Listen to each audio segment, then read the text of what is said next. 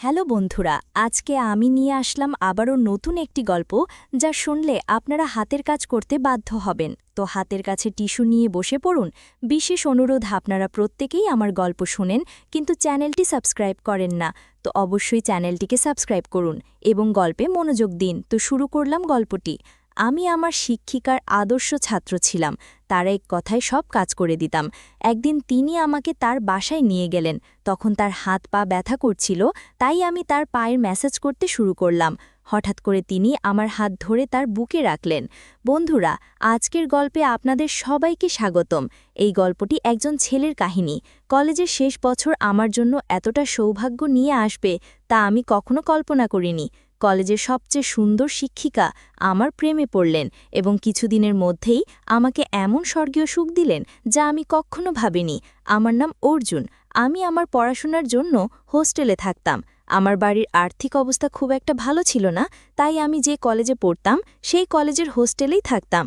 আমি ছিলাম খুবই মেধাবী এবং খেলাধুলায় ভালো ছিলাম। আমার একটি ভালো পরিচিতি গড়ে উঠেছিল যা আমি আমার ভালো অভ্যেসের মাধ্যমে অর্জন করেছিলাম। যেমন আমরা পরিচিত হয়ে উঠি, তেমনই আমাদের শত্রুও বেড়ে যায়। আমার সাথেও এমনটাই হয়েছিল। কখনো কারো সাথে আমার ঝগড়া হতো না, তবুও কেশব নামে একটি ছেলে সবসময় আমাকে কোনো না কোনো বিপদে ফেলার চেষ্টা করত। কেশব ও তার দল ৫৬ জন মিলে একটি গ্রুপ তৈরি করেছিল। একদিন লেকচার শেষে ক্লাস থেকে বের হওয়ার সময় একটি মেয়ের হাত থেকে তার বইগুলো পড়ে গেল। তাকে বিপদে দেখে আমি সাহায্য করতে এগিয়ে গেলাম, কিন্তু সে আমার উপর অভিযোগ আনল যে আমি তাকে প্রপোজ করছি। আমার শিক্ষিকা সেখানে ছিলেন এবং সেই মেয়ে শিক্ষিকার সামনে মিথ্যে অভিযোগ করল। এই কারণে আমাকে হোস্টেল থেকে বের করে দেওয়া যেতে পারত, কিন্তু আমার শিক্ষিকা আমার পক্ষে কথা বললেন এবং সেই মেয়েটিকে ভালো করে বকাঝকা করলেন। শিক্ষিকা বললেন, তুমি মেয়ে তাই তোমার মিথ্যে সহ্য করা হবে না। এমন কিছু করার সাহস আজ থেকে আমার সামনে নিও না। শিক্ষিকা মেয়েটিকে একটি ভালো শিক্ষা দিলেন। কিছুক্ষণ পরে আমাকে শিক্ষিকার কেবিনে ডাকা হলো। এই শিক্ষিকা ৪ দিন আগে অন্য একটি হস্টেল থেকে এখানে এসেছেন। কেবিনে ঢুকে তিনি আমাকে বসতে বললেন এবং আমার নাম জিজ্ঞাসা করলেন। তিনি বললেন, অর্জুন, তোমার নামটা খুব সুন্দর। আমি এখানে নতুন এসেছি, কিন্তু তোমার সত্তা আমার খুব ভালো লেগেছে। তারপর থেকে শিক্ষিকা যে কোনো কাজ হলে আমাকে বলে দিতেন এবং আমি সব কাজ করে দিতাম। একদিন শিক্ষিকার জন্মদিনে তিনি আমাকে তার বাড়িতে দাওয়াত দিলেন। রাত ৯টার পরে হোস্টেল থেকে বাইরে যাওয়া নিষেধ ছিল, তাই আমি যেতে না চাইলে তিনি বললেন, তুমি ৬টায় চলে এসো, তোমাকে পরে হোস্টেলে পৌঁছে দেওয়ার দায়িত্ব আমার। তার একটা অনুরোধে আমি সন্ধ্যায় তার বাড়িতে গেলাম। শিক্ষিকার বাড়ি খুব সুন্দর ছিল। তিনি নিজে গেট থেকে আমাকে নিয়ে গেলেন। তার বাড়িটি খুব পরিষ্কার এবং সুশৃঙ্খল ছিল।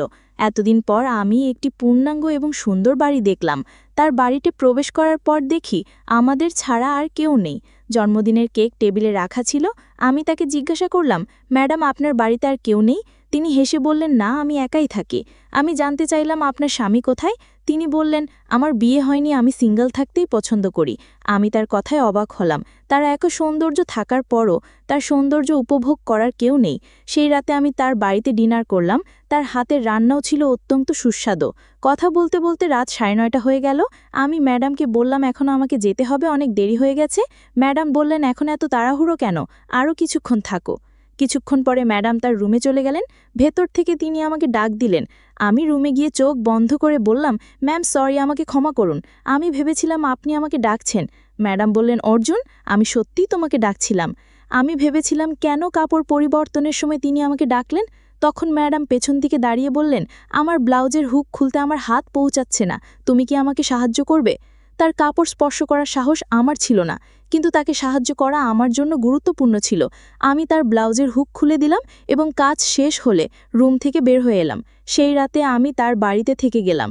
সকালে আমি তার সাথে হোস্টেলে এলাম। আমার সব বন্ধুরা অবাক হয়ে দেখছিল যে আমি কলেজের প্রধান শিক্ষিকার সাথে এসেছি। আমার বন্ধুরা আমাকে জিজ্ঞেস করছিল কেন আমি রাতে নিজের ঘরে ছিলাম না, কিন্তু আমি তাদের উত্তর না দিয়ে এগিয়ে গেলাম। কয়েকদিন কেটে গেল। এখন ৩ দিন হলো ম্যাডাম কলেজে আসছেন না। ৩ দিন পর তার ফোন এলো। তিনি বললেন, অর্জুন, আমাকে একটু সাহায্য করো। তার এক কথায় আমি দৌড়ে তার বাড়িতে গেলাম। সেখানে গিয়ে দেখি তার মুখ পুরোপুরি ম্লান। তিনি ঠিকভাবে হাঁটতে পারছিলেন না। আমি তার শারীরিক অবস্থা সম্পর্কে জিজ্ঞেস করলাম এবং জানলাম তার কোমরে মচকেছে।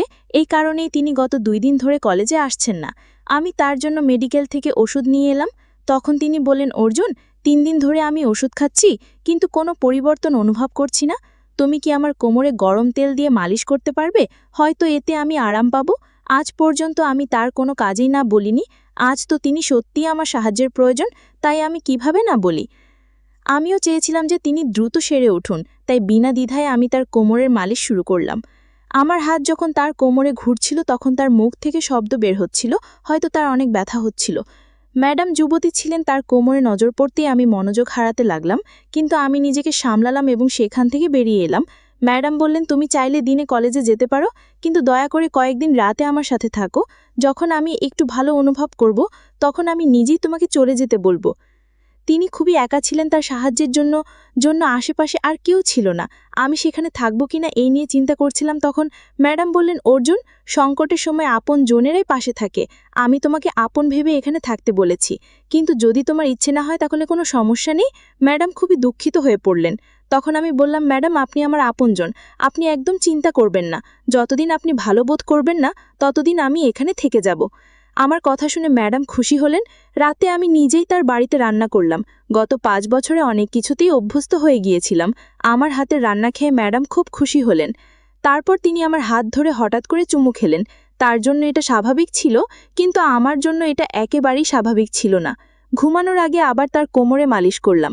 মালিশ করে যখন আমি হলের বাইরে ঘুমাতে যাচ্ছিলাম তখন ম্যাডাম আমাকে থামালেন। তিনি বললেন, আজ তুমি আমার ঘরেই ঘুমাবে। রাতে যদি কোনো কিছুর প্রয়োজন হয় তাহলে আমি তোমাকে জাগাতে পারবো। তার বিছানায় তার পাশে ঘুমাতে আমার অস্বস্তি হচ্ছিল, কিন্তু সত্যিই তার আমার সাহায্যের প্রয়োজন ছিল, তাই আমি সেখানে ঘুমাতে রাজি হয়ে গেলাম। ঘরের আলো নিভতেই আমি ঘুমিয়ে পড়তে লাগলাম। হঠাৎ আমি অনুভব করলাম কেউ আমার উপর হাত বোলাচ্ছে। আমি চমকে উঠলাম এবং পাশের নাইট ল্যাম্পটা জ্বালালাম। আলো জ্বলতেই দেখলাম ম্যাডামের হাত আমার কোমরের কাছে দিয়ে যাচ্ছে। এটা দেখে আমি তার হাত সরিয়ে দিলাম। আমি বললাম, ম্যাডাম, এটা কি হচ্ছে? আপনি কি করছেন? তিনি বললেন, এখানে তুমি আমার ছাত্র নও আর আমি তোমার ম্যাডাম নই। তোমাকে দেখে প্রতিদিন আমার তোমার কাছে আসার ইচ্ছে হয়, কিন্তু তুমি এই সুন্দর শরীর থেকে সবসময় সরে থাকো। তুমি পুরুষ নও কি?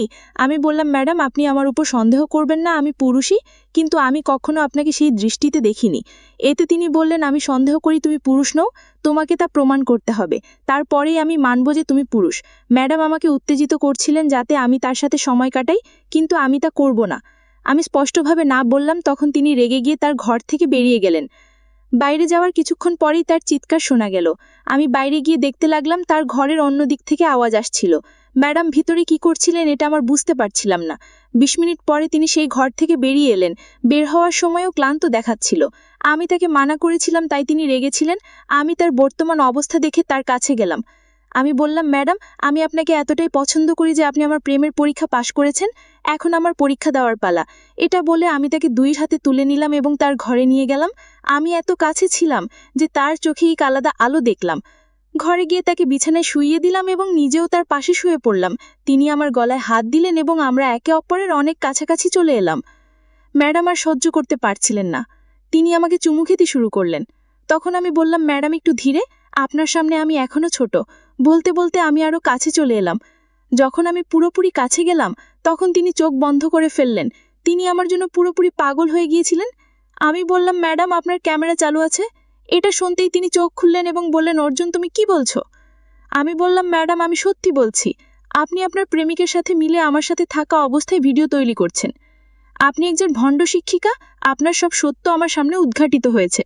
গত কয়েক মাস ধরে আপনি আমার চারপাশে ঘুরছিলেন, আমাকে কাছে ডাকছিলেন। আপনি কি ভেবেছিলেন আমি আপনাকে ভালোবাসতে শুরু করব? না, আমি আপনার জন্মদিনের কেক কেটেছিলাম। সেদিন আপনি আমার হাত ধরেছিলেন এবং তখনই আমার হৃদয়ে আপনার জন্য একটি জায়গা তৈরি হয়েছিল যে আমি আপনাকে ভালোবাসতে শুরু করেছিলাম, কিন্তু কখনো প্রকাশ করিনি। কিছুদিন আগে আপনি 3 দিন কলেজে আসেননি। আপনার চিন্তায় আমি আপনাকে দেখতে আপনার বাড়িতে গিয়েছিলাম। সেদিন আমি আমার ভালোবাসার প্রকাশ করতে চেয়েছিলাম, কিন্তু ভাগ্য কিছু অন্যরকম ছিল। সেটা আমার সামনে সব প্রকাশ করে দিয়েছে। আমি আপনার বাড়ির বাইরে একজন পুরুষের জুতা দেখেছিলাম। তখনই আমার সন্দেহ হয়েছিল, তাই আমি আপনার জানালায় উকি মেরে দেখলাম এবং আপনাকে আপনার প্রেমিকের বাহুতে দেখলাম। সেদিন আমি শুনেছিলাম আপনার পরবর্তী পরিকল্পনা। আপনি আমার সাথে শারীরিক সম্পর্ক গড়ে তোলার সময় ভিডিও তৈরি করে আমাকে ব্ল্যাকমেল করতে চেয়েছিলেন। বন্ধুরা, যদি ভিডিওটি ভালো লেগে থাকে তাহলে চ্যানেলটি সাবস্ক্রাইব করতে ভুলবেন না। ধন্যবাদ।